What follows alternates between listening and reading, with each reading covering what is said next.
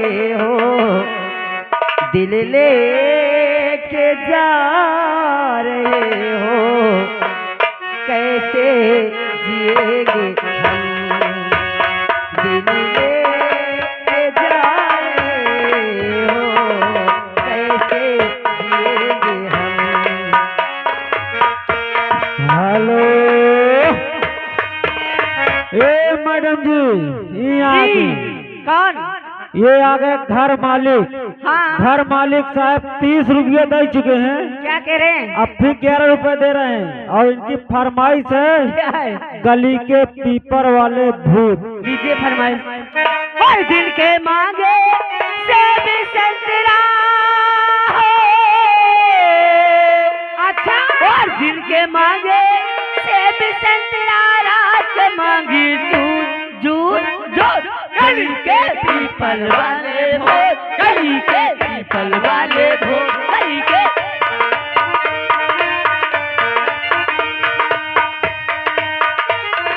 दिल की मांगे सेब संतरा, दिल के मांगे सेब संतरा, रात के मांगे juice juice juice juice juice, गली के पीपर वाले भूत, गली के पीपर वाले भूत, गली के पीपर वाले भूत।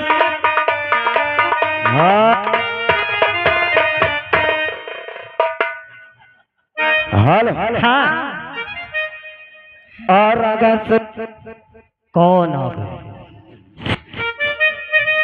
कौन आ गए? और आ गए श्रीमान हमारे संजय भैया उर्फ मुकेश भैया। अच्छा ये दोनों भाई भाई यानी दीवान के पूर्व से चल कर आए हुए हैं। जी, 21 रुपया दे रहे हैं, क्या कह रहे हैं? गाना मांग रहे हैं, दिल लेके दिल दिया है, एहसान क्या किया है। और हेलो, इन्हीं के साथ साथ आ गए रानू देवी मालीपुर निवासी। ए मैडम जी, ई दादा बैठे। कहाँ? ये नीचे देखो, ये कहीं आई दैया, इधर 11 रुपए दे रहे हैं। इन्हें का कहे चाहत हो? और कहना है, और दिल लेके दिल दिया है, क्या बात है?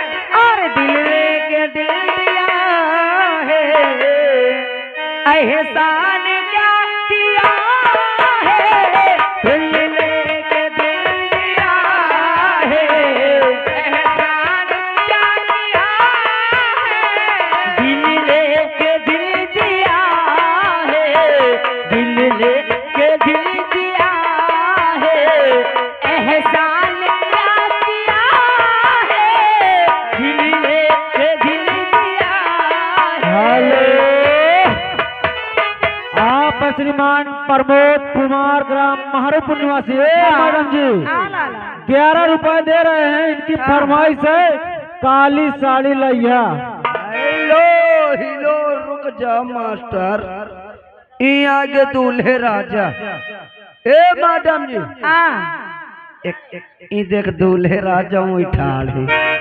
हाँ, माँ टेक लगाया ऐसे दुकान, बताओ दूल्हे राजा है। उनकी ओर से के 51 रुपए आ रहा है। कहते हैं गीत ये पूरा होना चाहिए जो चल रहा है। ओ दिल लेके दिल दिया है, एहसान क्या किया है, दिल लेके दिल दिया है, एहसान क्या किया है, इतना गुरूर क्यों है, इतना गुरूर क्यों है, क्या मौत दे दिया है, इतना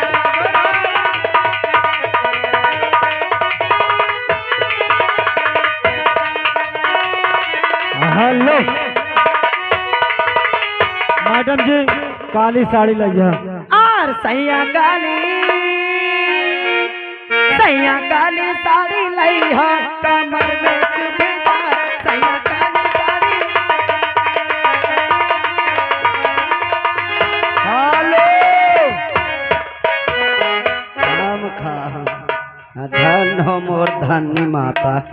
हे मैया यहाँ आएगे तब का करी जाना तो को वहीं वहीं जो बउआ नाच रहा था यहाँ छोटा से हाँ। उस बउआ के यानी मामा जी अच्छा मामा जी यूं कहीं बैठे बना ले पा रहे हैं चेहरा छुपाए चेहरा कहाँ छुपा है तुम्हारा पंचन के ले थे क्या रे ए, मार दूंगी ना तो 9 फीट अंदर चला जाएगा। मन 9 फुट के बाहर ना निकल के आए हो फोटो ले में भीड़े हैं अच्छा 21 रुपया दे थे काते वक्त देले बुला के फिर नचाओ बुला और उन्हीं के साथ आ गए हमारे मेघालाल ग्राम महरूप निवासी हैं।